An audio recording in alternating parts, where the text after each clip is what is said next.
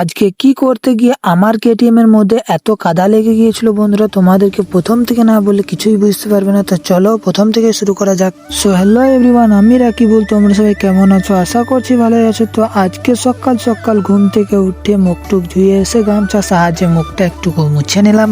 তারপর চলে এলাম এদিকে চা খাওয়ার জন্য। তো চা খাওয়া কমপ্লিট করে এদিকে চলে এসেছিলাম বইটা নিয়ে একটু পড়ার জন্য। সো বন্ধুরা চলো আগে বইটই নিয়ে একটু পড়াটা কমপ্লিট করে নিই, তারপর তোমাদের সঙ্গে দেখা হচ্ছে। পড়াটা কমপ্লিট করে আমি একটু রেডি হয়ে যাচ্ছিলাম বাইরের দিকে যাব বলে। তো তারপর আর কি রেডি হয়ে আমি একটু হাঁটতে হাঁটতে চলে যাচ্ছিলাম সেই জায়গায়। তারপর একটা দোকানের কাছে এসে দেখলাম যে কাকাটা ছিল না। তো বন্ধুরা এখানে আমার কেটিএমটাকে সারাইতে দিয়েছিলাম, কেটিএমটা খারাপ হয়ে গিয়েছিল। তারপর কাকাটা আসার পর আমাকে আমার কেটিএমটা দিয়ে দিয়েছিল আর আমি কেটিএমটাকে পেডেল মারতে মারতে চলে যাচ্ছিলাম ঘরের দিকে। তো ঘর যেতে যেতে আমার সঙ্গে আমার একটা বন্ধুর দেখা হয়ে গেল। তারপর আর কি বন্ধুর সঙ্গে গল্প করতে করতে আমি চলে গেলাম ঘরে। তো ঘর আসার পর চপ এনেছিলাম, তো সেই চপ দিয়ে মুড়ি খেয়ে নিলাম। মুড়ি টুড়ি খাওয়া দাওয়া কমপ্লিট করে আমার কেটিএমটাকে বের করে আমি আবারও প্যাডেল মারতে মারতে চলে যাচ্ছিলাম ভাটার দিকে। তো যদি শেষ অবধি থাকে তাহলে জানতে পারবে যে আমি কেন গিয়েছিলাম ভাটা। তারপর আমি চলে এলাম মাঠের মধ্যে। তো এখন বন্ধুরা অনেকটা রাস্তা হাঁটতে হবে, তারপর যেতে পারবো ভাটা। তারপর কেটিএমটাকে এমন একটা জায়গায় রাখার পর আমি হাঁটতে হাঁটতে চলে যাচ্ছিলাম ভাটার দিকে।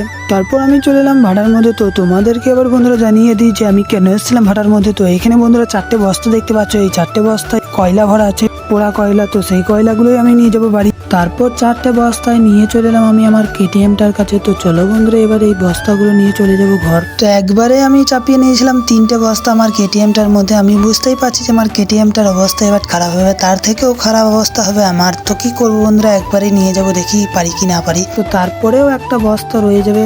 তো চলো বন্ধুরা আগে চলে যাওয়া যাক ঘরে। তারপর সবগুলো কয়লার বস্তা আমি নিয়ে চলে এলাম ঘরে। আর ঘরে আসার পর দেখলাম যে কেটিএমটার কিছুটা এরকম অবস্থা হয়ে গিয়েছিল। তো চলো বন্ধুরা এবার কেটিএমটাকে একটু ধুয়ে নিতে হবে। তো বন্ধুরা আজকের মিনি ব্লগটা কেটিএমটাকে ধুয়ে শেষ করলাম। সো বন্ধুরা যদি নেক্সট ব্লগটা দেখতে চাও তাহলে আমাকে ফলো করে রাখতে পারো।